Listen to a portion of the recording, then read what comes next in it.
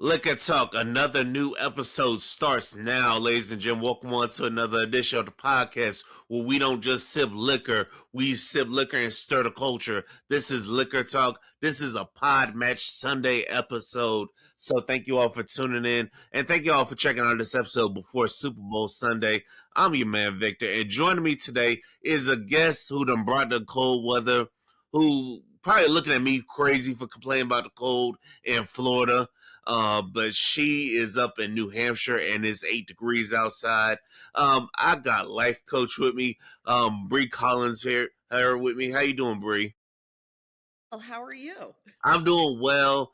Surviving the cold because it's like 35 degrees here in Florida. We're not used to that, you know. We're used to the warmness, but hey, um, Mother Nature had other ideas because it's crazy cold, and I know plenty of people that's complaining around here, and my people up north they love it, and I'm happy to mention that you're the first podcast. This is your first podcast ever. I'm honored that it's on Liquor Talk, and I hope it's a great experience for you. Me as well. No, and I'm thrilled. And a tip for you down south, layer up for sure. So that helps. Yes, so, it does. So tell us a little about what you do. yeah, so I'm Brylye Collins, and you can call me Bry, and I am a certified relationship coach as well as a matchmaker. And I created Building with Bry, which is my business. It's because modern dating has gotten really loud, right? And confusing. And honestly, it's exhausting for a lot of really great people trying to find partnerships. So most of the people that I work with are successful, they're busy, emotionally aware, and they're not struggling to meet people, but they are struggling to meet the right people. So they're tired of the endless texting, situationships, mixed signals. Do I wait 4 days to text or not? So, and it really turns into something that just doesn't last long term. So, at Building with Bry, I support singles in two different ways. So, first off is intentional connections, which is my matchmaking and coaching service. So, I take people off of the dating apps and really put them through more of a human process and not so much that algorithm. So, I get to know them really well. We go through an in depth interview process. Then, in addition to that, I walk them, I kind of their trusted partner throughout the whole process. So, like last night, I was texting clients, both female and male, up until 9 o'clock last night. They were asking me questions about dates and how somebody responded. So, but at the end of the day, I want to make sure these individuals are truly aligned, and I stay involved to make sure that, things don't fall apart after they meet. Then the other side of the business is thriving solo, and that's actually where the business started. And it's my empowerment work for singles. So many of us jump into dating because we're looking for somebody just to fill that void and that space and the loneliness. And we're not really truly doing that work on ourselves before we're jumping back into the dating pool. So then we're just repeating the same mistakes over and over again and disappointed. So at the end of the day, I work with singles on both sides of it. And, I'm located here in New Hampshire, and I work with people actually all over the Northeast as well as the US. So I have clients all the way out in Washington. So, but I'm happy to be here today, and thank you so much for having me. No problem, no problem. That is crazy that you got clients out in Washington. I know that's a major time difference. So I recently had a guest on here that called matchmakers a waste of money. Now, what Okay. do you say to that? Because this came from a 70-year-old lady who's also a relationship coach as well, but she coaches like other seniors as well. But I remember her calling relationship coaches a waste of money. But what's fun, or not a relationship coach, but a matchmaker a waste of money. But what's funny is I had a matchmaker on a few weeks ago, and they said something totally different. So, what do you say to people that think matchmaking is a waste of time? Well, one of the things, so I'm single myself, and I've been on the dating apps and everything else, and I've been married, I've been divorced, I've done all of it. And, I think really to work with a matchmaker, you actually have to be invested in the process, right? Because anyone can download an app and pay 19.99 a week and have thousands of people, ready to go, ready to swipe right or swipe left. But with a matchmaker, you're really working with an individual that is learning about you as a person. So my clients that I work with, I don't just let them sign up on my website.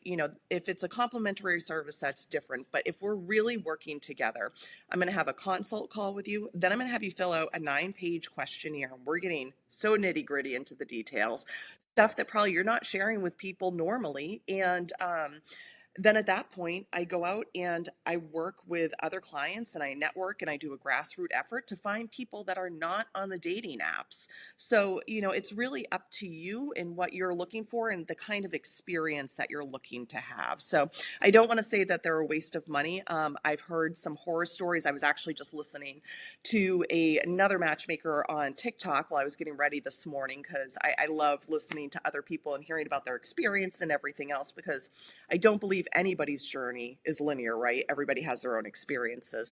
So, and she was talking about the different dating apps out there and matchmaking services and things like that. And there's definitely some out there that they're looking to take your money, right?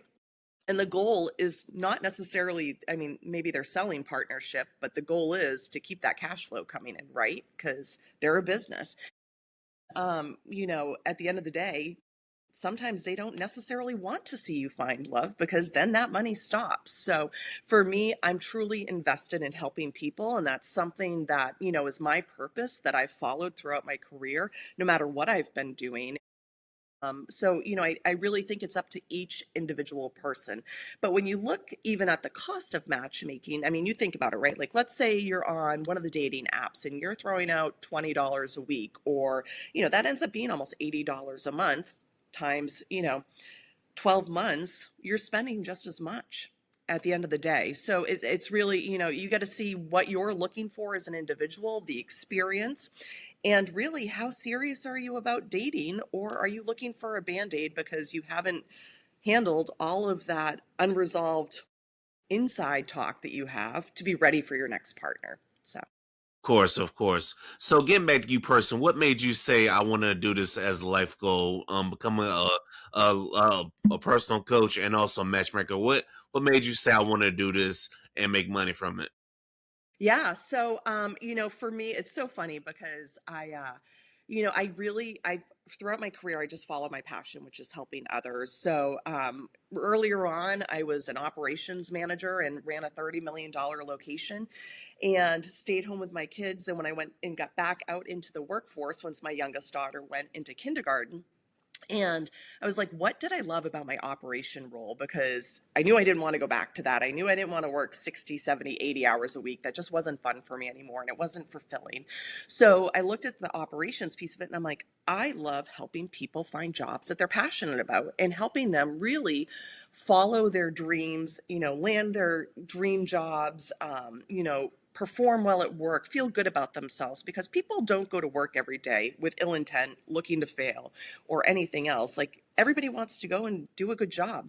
So I actually got into recruitment and from there worked for a lot of large organizations, had a great experience. And then, like a lot of people have ran into, it was probably about 5 years ago, I ran into a situation where my company was going through a restructure and, I was having really I was slaying it at work and I got the dreaded HR email that says, hey, you have a choice, you can do this or we can do this. And so I chose to leave the organization and launched my recruitment consulting agency that I have in addition to this. And so for 5 years, I've been working with, very large companies, placing candidates. And with that, it's very similar to matchmaking, right? Because if you're hiring a candidate to work for your organization, you have to have aligned goals, aligned cultures, looking for the same skill sets, things along those lines. And I also have career coaching clients because I'm a certified career coach as well. And throughout those 5 years, worked with so many different individuals, interviewing them, asking them questions, what do you want your work life balance to look like? If you had your dream life, what would it look like? And some of my clients that I worked with actually started to talk about how their careers were impacting their relationships. Mm. And so then my brain starts thinking, because that's what I do. I'm constantly thinking and, trying to help people. And I was like, you know what? I might go get my relationships coaching certification because relationships impact so much of people's lives. It's not just dating, right? It's friendships, it's families, it's your children, it's your grandparents, it's the guy on the corner that is working at the store that you see every single day. And for me, it was just a skill set that I wanted to do to help with my career coaching. But then I was like, for me, going through dating and everything else, I'm like, you know what? It's really hard to be alone sometimes. Like, it gets downright depressing. And not in a bad way. Like, some people are really good at it, but like for me, I wasn't. I was kind of like, oh my gosh, I was filling my time. I was joining boards. I was on, committees. I was working all these hours. I was picking up extra clients. I was being super mom and everything else. But I was doing a lot of that to drown out the feeling of just sitting alone by myself with my thoughts. And I was like, how many other people are going through this? And, so I did a lot of development myself and things like that. And I was like, you know what? I'm ready to help others. I'm certified in relationship coaching. Like, let's go down this rabbit hole and see what kind of positivity we can put out there and help others really just become not necessarily the best version of themselves, right? Because I think all of us have these constant, we have things we have to work on. Like, we're not perfect. We're never going to be perfect. And we're all going to run into challenges and things that make us feel uncomfortable or things that bring us joy. But daily, everything changes. So, what kind of tools can I help share with individuals that help me through my process? And that's where Thriving Solo begun. And through that work, I had clients come up to me and they go, Brylyye, do you do matchmaking? And I'm like, oh my goodness. I'm like, I can absolutely do matchmaking. I interview really well. I've been doing it for a living for about 15 years and understand people, what they're looking for. And at the end of the day, matchmaking, you can't promise love, right? Like, I can't determine how your chemistry is going to be with somebody you meet or your date. Like, I'm not psychic. I can't do that for you. But what I can do is screen you, really understand you as a human, and also to screen other people that you might be interested in dating and match those aligned values, right? And goals and all of that fun stuff. So, launched Intentional Connections. So, that's the second vertical of the business where we get into matchmaking. And it's just really, truly been so fun and rewarding and interesting to hear that so many of us are going through the same challenges with it and, being a resource for people to help them. So, Wow, that's amazing work. That's definitely amazing. In doing this podcast, I realized the same thing. Is like everybody's going through the same things, mhm, just in different forms, because we all talk about it, and especially single people. It's a definite struggle out here, especially for the ones who aren't out here laying up under somebody all the time, who want mhm. to be intentional. So, talk a little bit about intentional dating, because I feel like dating with intention means you know what you want from the get go, right? But some people, they don't follow that. Mhm.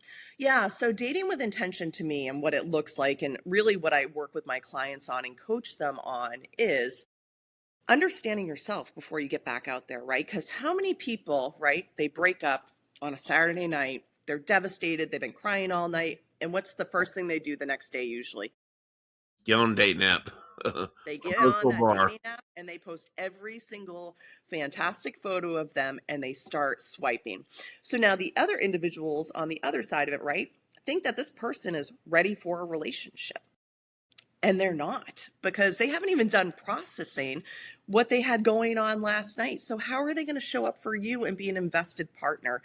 They're not. They're just carrying the baggage, and we'll get into baggage in a minute because I have philosophies on that too. But they carry that into the next relationship without doing all of that work that they really should be doing, because at the end of the day, when they ghost that person or they get back together with their ex that they broke up with last night, or what, they realize I'm just not in a good spot. Somebody had intent to meet them and get to know them and create something with them. So not only are they not feeling well about themselves, but now they're making somebody else feel not well about themselves because they don't feel good enough because they weren't selected or they got ghosted or whatever else. So, Wow, I need all you people out there to go heal yourselves, because I would have more respect for a person who say, "Hey, I'm just not right in the head," or I'm just Mhm. not right mentally to be like, to take themselves out instead of ghosting or, wasting somebody's time. So why Mhm. do you feel people want to waste people's time instead of taking the time to heal? Is it because they just don't know how to be alone, or they just want somebody to have somebody? I don't think that people look at it from the bigger picture. At the end of the day, right? Like at the end of the day, we all have needs and, needs for companionship, needs to have somebody snuggle with you at night, needs to have somebody, split the bills with you or whatever it looks like. We all have needs that people are looking for in relationships. And with that, you're very, I don't want to say selfish, but like when you get on there, you're going on there to fulfill your needs, but you're not looking at the big picture, if that makes sense. So, and I mean, some people might be, but I would say, the average person going out there aren't looking at it from the perspective of how is this impacting the other individual that I'm meeting with. Yeah, that's very selfish to look that way. And if you're not thinking about the other individual, you're just thinking about getting your needs met. So how can you tell if you got somebody that's actually looking for the whole picture instead of just looking for themselves? Well, so in my recruiting work that I do, I love to go down rabbit holes. So I'm a skilled interviewer. I've been doing it for a very long time, and I'm really good at picking up on social cues. And then also too, when I hear something, I'm like, oh, I want to learn more about this. Probably very similar to what you do in podcasting, right? Right. You're like, I heard something. We're going down, and so with that, I any client that I work with, obviously, it's a grassroots efforts. I work and I market it very similar to do if I was looking for a candidate. So, I'm out on social media, looking for people that would align with it. It's networking, it's word of mouth, it's all of those things. But still, at that point, in order to work with an individual, I want to have a conversation with them first because everyone's like, yeah, this is a great idea. And so then I'm like, tell me about yourself. Where are you at in your dating journey right now? And everybody's in a different spot. I have people that just they're finishing up their divorce, but like they've been separated for 2 years and not even living in the same house. And because of legalities and, paperwork and red tape, they're still going through that process. I have other individuals that really haven't had a long-term relationship. Like there's so many different people that I work with on a daily basis and really just understanding what they are, who they are, what they're looking for, and what their long-term goals are. So I had an individual one day say to me, he's like, hey Bryly, and I met him, I'm a big networker, I'm always out in the community talking to people and everything else, and I was talking to this individual and he's like, Bryly, I love this. And I'm like, oh my gosh, thank you. I'm so excited. I'm like, I'd love to tell you more about it, but tell me about you first. And he's like, I was just divorced. I had my kids 50-50, and, I just have this new hobby I picked up. And then I love to play with my PlayStation. I don't know much about PlayStations, but I know my son loves them. And I know that sometimes you can get into those games and you're excited about it. And it's a sense of community, right? That's true. Not necessarily the community that I'm hanging out with, but my son loves it. And I know a lot of other people enjoy it as well. Or, PlayStation and Nintendo and all those other platforms wouldn't be doing so well. So I was like, okay, so he likes to play video games. And he goes, so I actually don't have time to date anybody, but I'd love to meet somebody. And I'm like, I appreciate you. And I thank you for your honesty. I go, right now, you're not in a space that would work well with the clients that I work with because, the individuals that I'm working with are looking for somebody that has space for somebody new in their life. So, it's really understanding what these individuals are looking for from the get go. Then at that point, if they're interested in enrolling, signing up, and we decide it's a mutual fit, that's where I go ahead and I send them over that information. It's my 9-page questionnaire. I love it. And that's where I really get to know the people. And, then from there we talk and, we go through stuff and I ask questions. And then when I'm sending over profiles and things like that, we dig into like, if somebody says to me, I really like this individual, but okay, great. Now I can take note of that for the next person I'm looking for. So it's really, it's very personalized for each individual, but at the same time too, I'm not throwing it out there as an algorithm, hoping that, if it happens at this time of day, this is going to happen, or if I'm in this region, it's going to happen. It's very individual and, really that kind of VIP service, you could call it. So. Of course, of course. Now, have you had a client that just make you pour a glass of wine because they're kind of stressing you out, and how you get through the stressful clients? I think really, right? Like I and knock on wood here. So, but at the end of the day, I think people are not necessarily stressed, but it's like they want to ensure that they're getting their value out of it, right? Or that they're being understood and it's making them feel heard and listen to them. Mm. Understood. Understood. You definitely want to make your clients feel understood and want Mhm. to feel heard. So, what are some things clients should do before even talking to you? Well, I mean, I would say, I mean, they can talk to me anytime. I love talking to people. I'll talk to people all day long. But what I think they should do really is look at their situation and understand, are you really ready for a relationship? And are you really ready for companionship and to build something with somebody?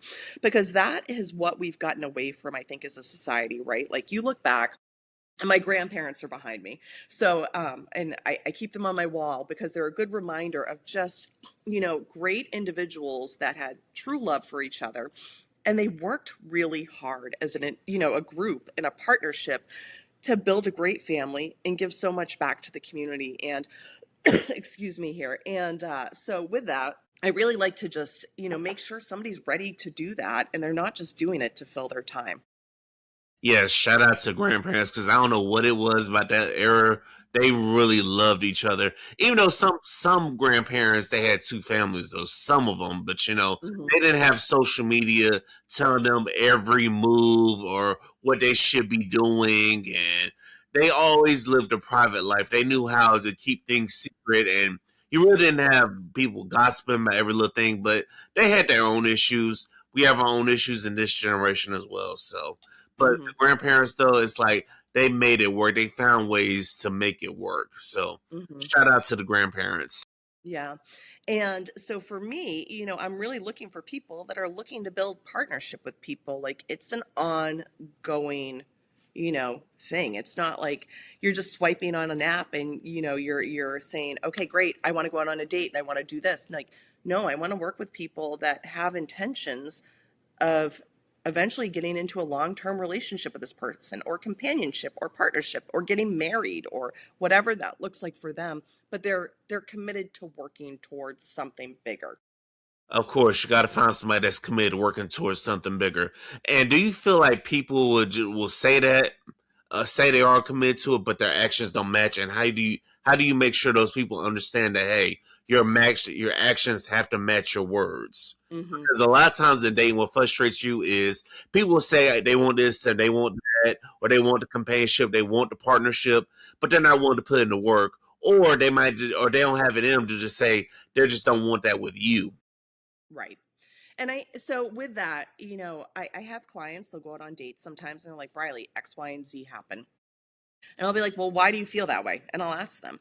And sometimes it really just takes them talking it out, right? Like, and hearing them say it out loud, like whether they texted the wrong way, cut them off maybe in a conversation, maybe they, you know, minimized what they were saying. And as I'm listening to them, like, and I'm thinking about the same person that I've gone through this whole interview process with, and I'm like, are they nervous?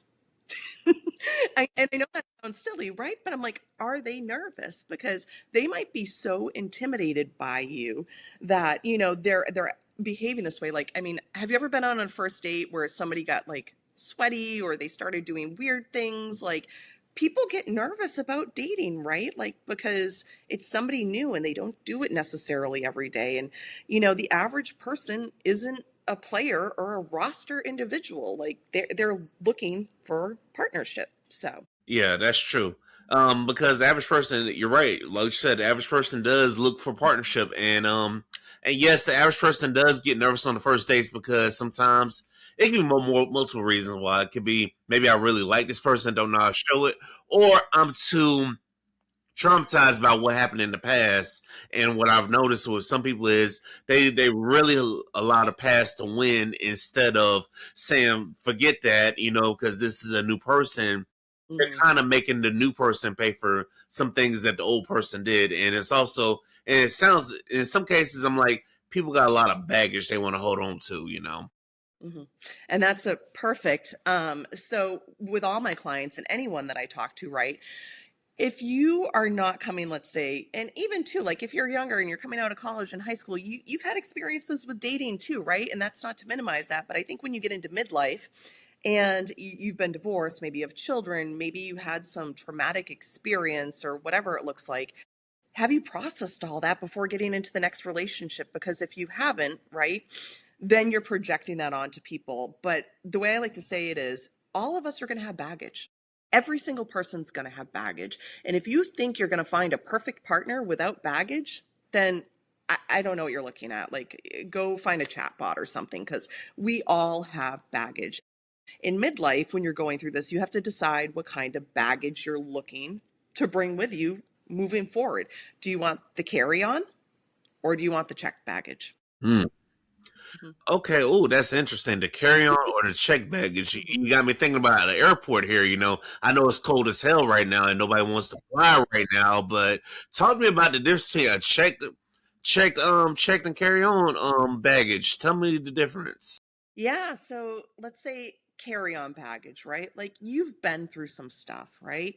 Maybe you had somebody with, mental health issues, or maybe there was addiction, or maybe you grew up in a traumatic childhood, or you know what? Maybe you grew up in a household where nobody talked about emotions or nobody expressed emotions. I mean, there's just so many pieces to it, right? So, with that, did you do work on yourself? Did you go see the therapist? Have you journaled? Are you being active? Like, are you doing healthy things to overcome that and heal that trauma that you've dealt with previously? Okay. To me, that's carry on. If you're doing the work, if you are, actively calling out your faults, if you are working towards it, whatever that looks like, to me, that's carry on because you're making an effort to improve it. You're not being a victim of your circumstances previously.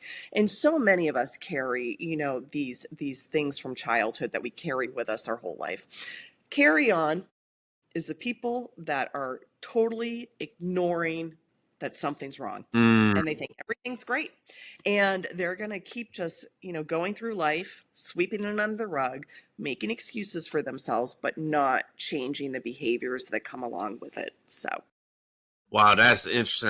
I'm glad you broke that down because I know a lot of people that have a lot of baggage that they don't like to check. They don't like to call out the bullshit, but yeah. it's like sometimes you need to call things out in order to move on. And how could you process that? So now, where would somebody with kids play into that? What kind of baggage that play into it?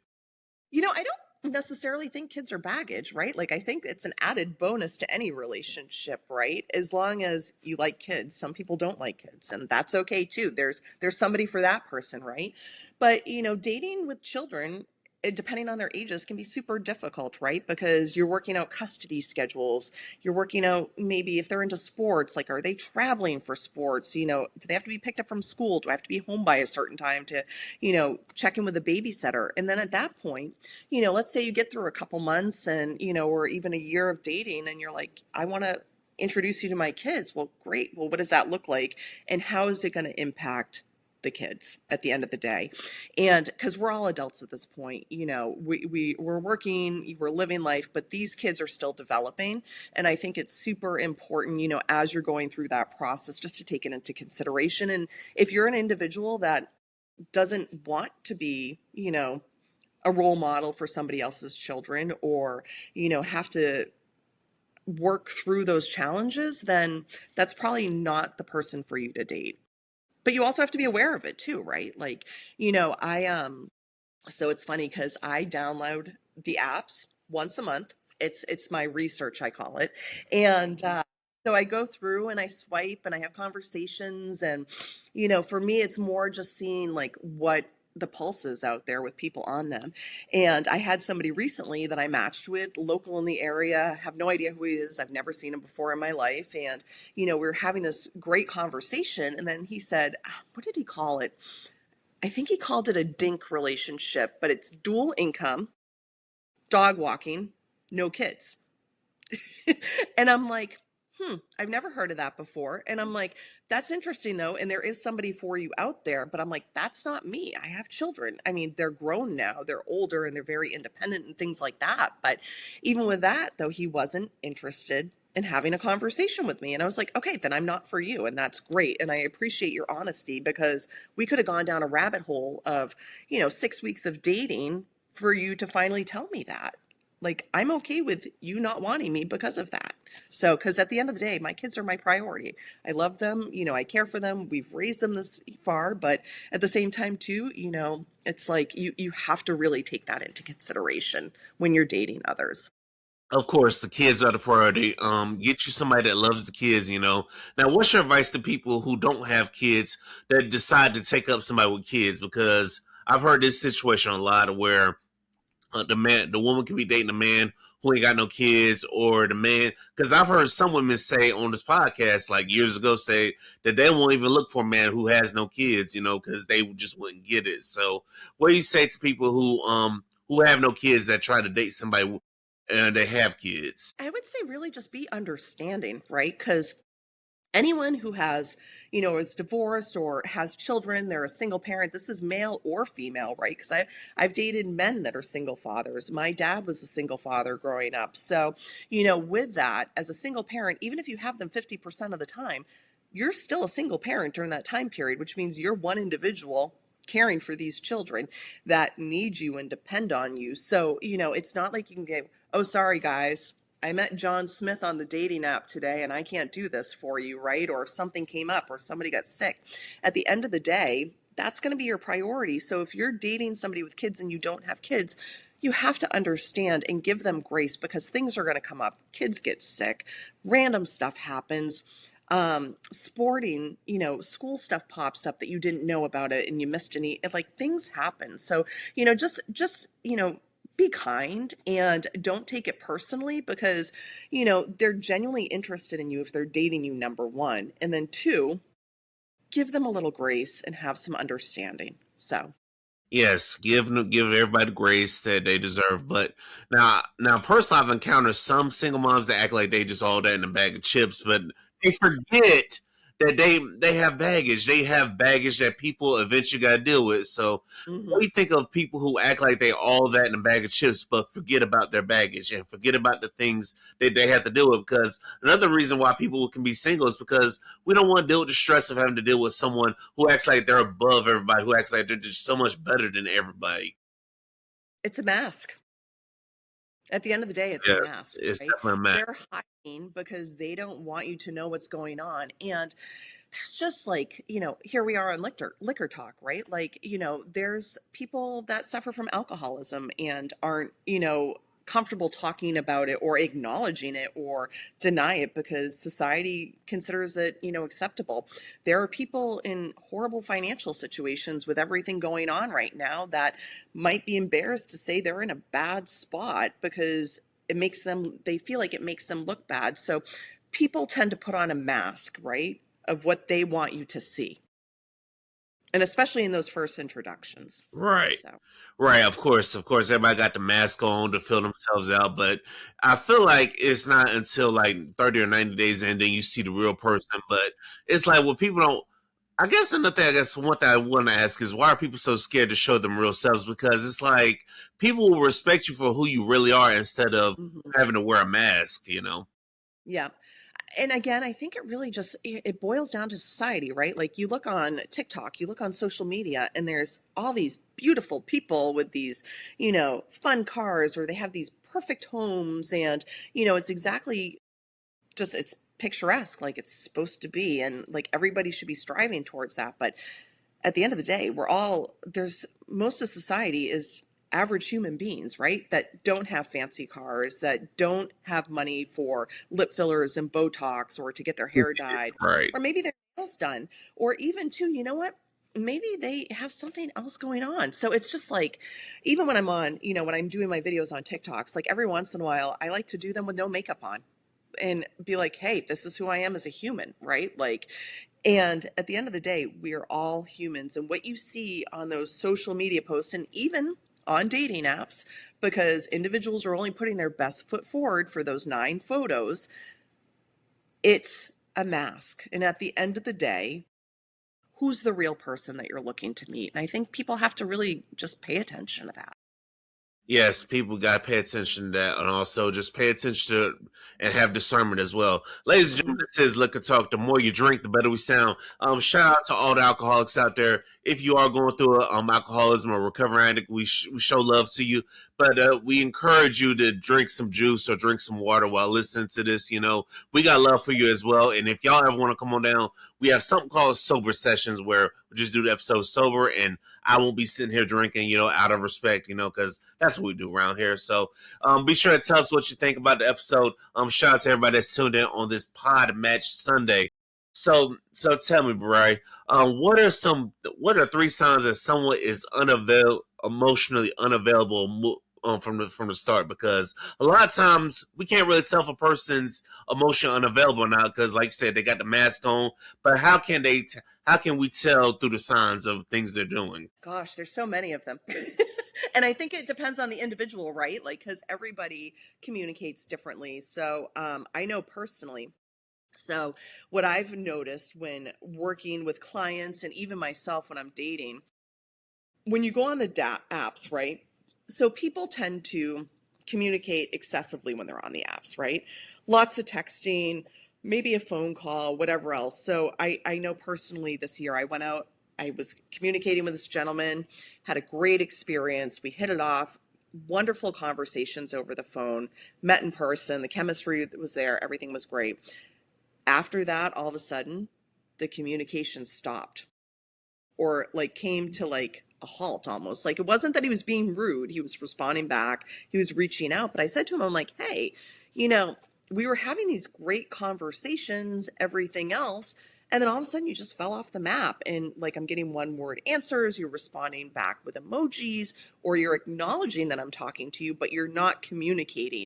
Is something off? And is this not something you're interested in? Well, come to find out, he had decided that it was too far of a commute from where he was located to Portsmouth.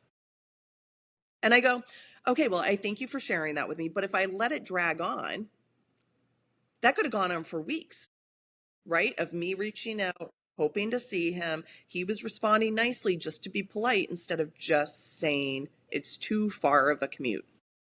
Right. And once we had that conversation, I'm like, great, you know what? I really enjoyed getting to know you. I'd love to stay in touch. So with that, there's signs, right? Like, are they love bombing you right off the bat? Like, I'm sorry, I'm gonna say this, and it might be wildly unpopular, but nobody knows you well enough within 5 days, right? To future project what you want to do, like, oh, I'd love to take you on a trip down to Mexico, or I'd love to take you here, or when we do this. Like, you don't even know the individual enough to even think to plan that far out in advance. So to me, those are red flags, right? When the communication is really hot and heavy in the beginning and the future forecasting. And then also, too, like, what are they saying? Right? So if you say, I'm looking for a long term partnership, and they say, you know what? Let's see where this goes. No, no, I don't want to see where this goes. Because you know why I don't want to see where this goes? Because I'm not going to invest my time. I'm a busy person. Everybody's busy. You have families, you have careers, you have hobbies, you have whatever else. If somebody says to you, let's see where this goes, no. Are you looking for long-term partnership? Are you looking for long-term commitment? Yes, it's going to take time to get there, but we don't want to just see where this goes. Of course, because that sounds like a lot of people that get stuck in situationships because a lot of people want to just waste people time and just not say what it is they really want. Instead, if that's what you want, if you just want somebody to hang around to, handle your business with and to say that, but if you want long-term partnership, then y'all should say that as well. And it also goes back to being intentional while dating. And it's like, and I feel like people need to carry them. People will say that, but their actions say something totally different. Hmm. Yeah. Yep. It's crazy out here.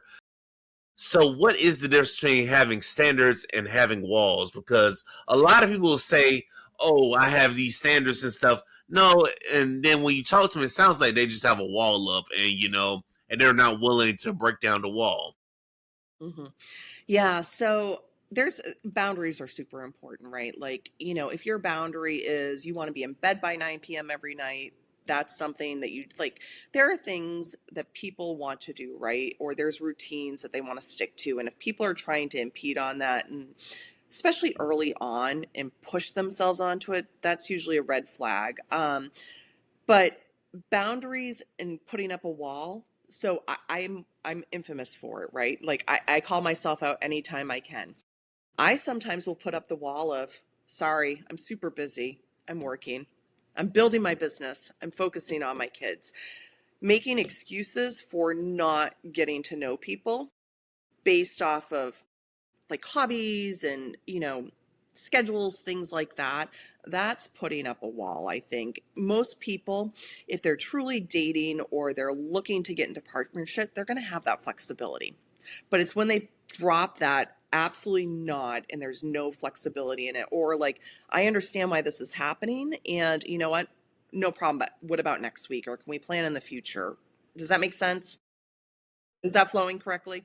Yeah, yeah, because I know some people they will just try to, hey, I can't do it today instead of, and then they don't have a time. They don't try to reschedule with you, because I know Mhm. that's a sign that, hey, maybe this person's not into you. Because trust me, I've been doing this podcast thing for a while. I've had guests say, hey, I don't want to do it. I can't do it today. And they don't have a time in mind to reschedule. So it's like, it is crazy. And you respect the ones that'll just straight up say, hey, I'm just not, I'm not interested or doing that. I got more respect for the ones that say that instead of the ones that they just leave you out in cold and you're wondering what's going on. And you keep Mhm. reaching out and you're trying to get an answer and you can't get one.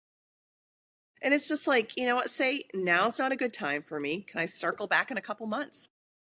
Right? Like it's that simple. Yes, it's definitely that Relationships, simple. right? It's that simple. This is not what I can handle right now, or I don't have the bandwidth for this, but I really like you. I'd like to stay in touch. Or you know what? Maybe I'll follow back up with you in 6 months. And if you're available, great. And if not, that's okay too. So, Yeah, that's real.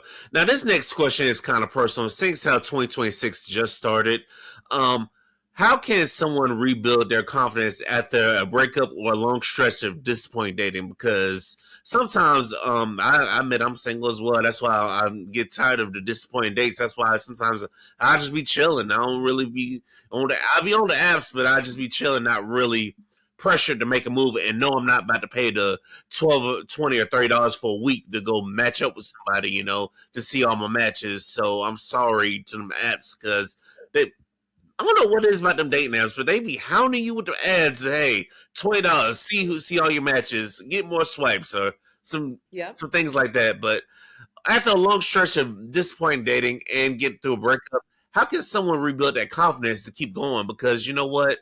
Now, because I know there's some professional teams that they build up their confidence every year, despite having terrible seasons. So how can people do the same thing? Well, I think first off, right, number one, building up your confidence is you have to really acknowledge what you're feeling, right? So if it's sad or if it's hurt or if it's angry, like there's a lot of things after breakups and a lot of emotions that people feel, or frustration, and it's grief at the end of the day. When you break up with somebody, it's grief. You're ending something. They're no longer in your life. Like you have to process those emotions. And it's not going to happen overnight. Just like grief doesn't happen overnight. It's not just automatically resolved and poof, it's gone when somebody dies. Like it takes time to process those feelings. But it's acknowledging those feelings first off. Because if you don't acknowledge them and flow through them, they're going to stay there. They're going to get stagnant. They're going to become this like just heavy weight. So, for me, it's number one, acknowledging that, you know what, I'm not in a good place right now. And that's okay to say that. It is okay to say that. Like, and I'll say something super personal. Like, the other morning I woke up and I was like, I felt so overwhelmed, and I don't even know why I felt overwhelmed. I woke up and I'm like, I have so much going on, but I really didn't when I looked at my list. But I woke up feeling that way, and I'm like, I think I'm going to cry. And you know what? I cried. And then I was like, oh my gosh, I feel so much better. Okay, great, done. All right, on to the to do list. Like, it was fine. Like, times you just have to process your emotions and let them flow instead of bottling them up and putting a mask on to hide them. Of course, you definitely need to process your emotions because the emotions are gonna come out in one way, and I'd rather somebody do some things in private than in public because you know what? Because people are gonna feel some type of way. I had an ex take their emotions out on me, and I'm like, ma'am, I didn't even do nothing to you. Like, what the hell? Like, instead of you telling me what's going on and let's fight together, you just take your emotions out on me, which is crazy, you know. And a lot of people don't know how to communicate. I mean, at the end of the day, they're just not good communicators. And that's okay, right? Because not everybody has to be an expert communicator, and not everybody has to be able to say, this is specifically how I'm feeling in the moment. Like, it's okay to like sit and process that. And anybody that feels that way, like we all have emotions, and trust me, like I'm far from perfect and I don't pretend to be by any means. But, when you're dealing with them, like what steps can you put in place to process before you communicate instead of emotionally vomiting?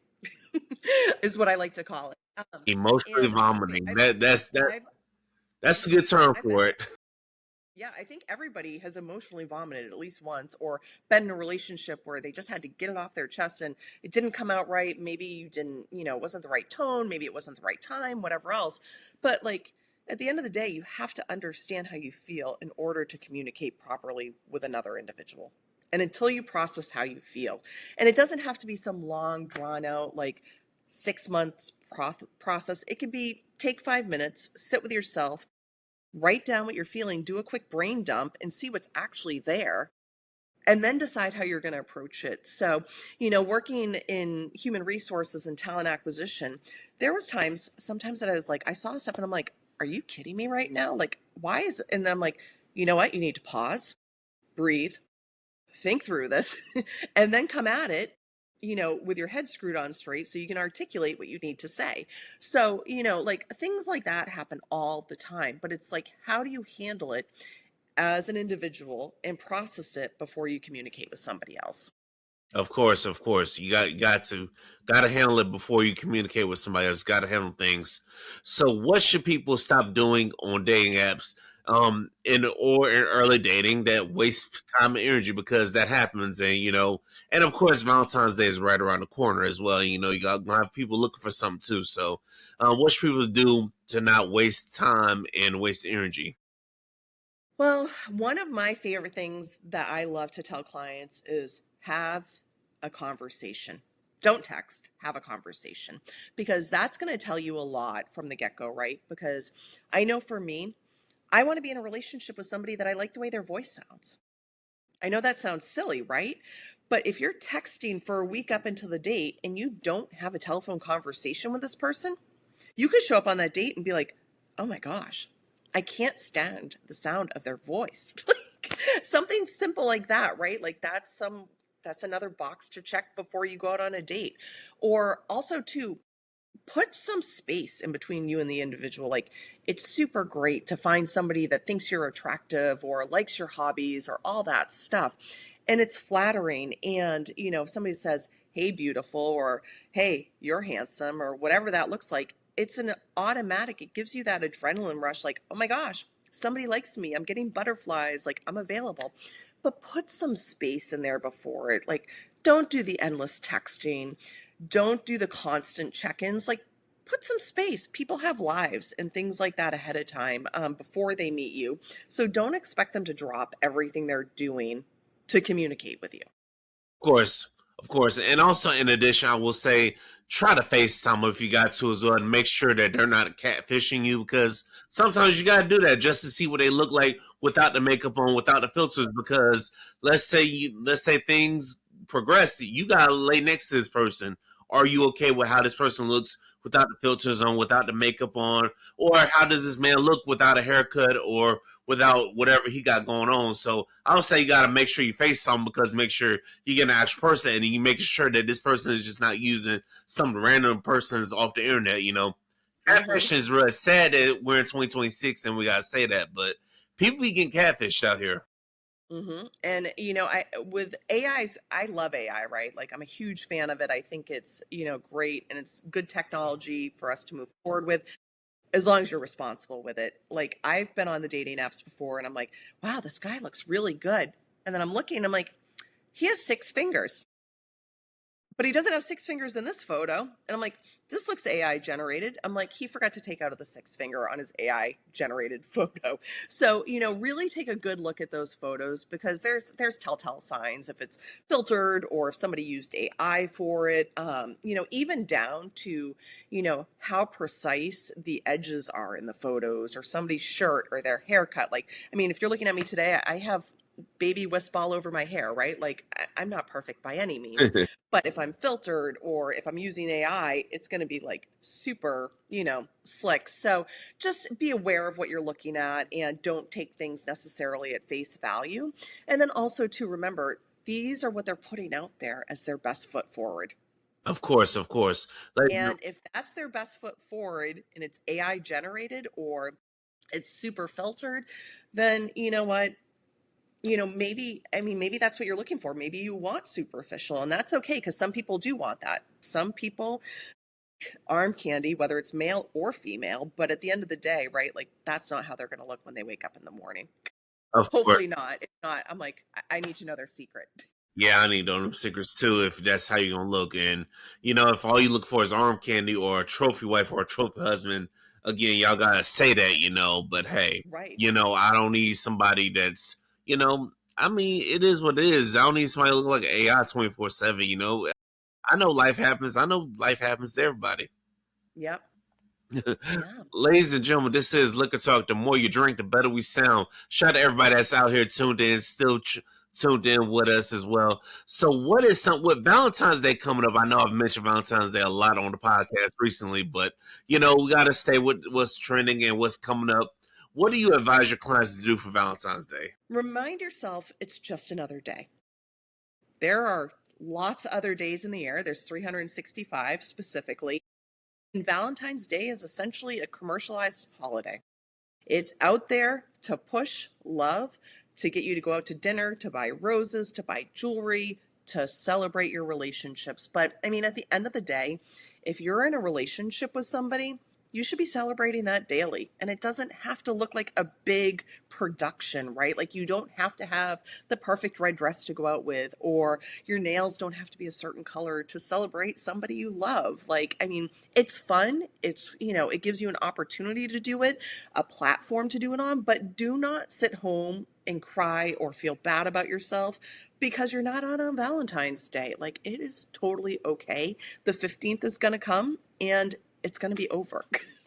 Yes, So, I mean, and then if you're dating and it's your first date or maybe somebody you just met, keep your expectations in check, right? Like, if you just met somebody 2 weeks ago and they're taking you out for Valentine's Day, don't expect a rock on your finger or some ridiculous piece of jewelry or something. Like, men are human too. yes, we are. I'm glad you said that. Yes, we are. No, I have a son, and so, I hear what my son goes through even with dating, and I'm like, I look at him as like, my toddler. He's not a toddler anymore. He's much taller and plays college football, but I look at him and I'm like, you're human just like everybody else. And, even down to dating and splitting the check and stuff like that, the stress that men deal with to do all of that for women is a lot to carry as well. So, like, just everybody be kind to each other is, the best way to do it, and just enjoy each other's company. It doesn't have to be a production.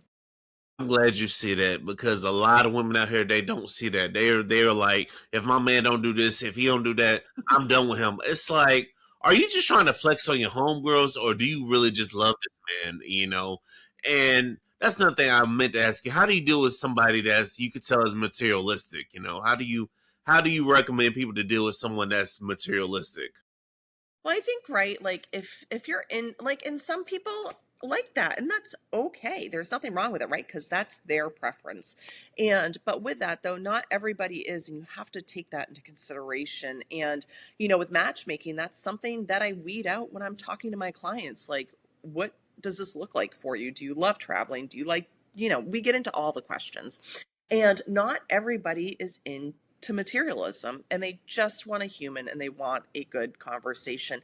But also, too, I'd like to challenge people when they're looking at individuals who look materialistic, right? So maybe they have the designer bag, or maybe they're wearing the coolest new shoes for men, or, they have the fanciest new truck.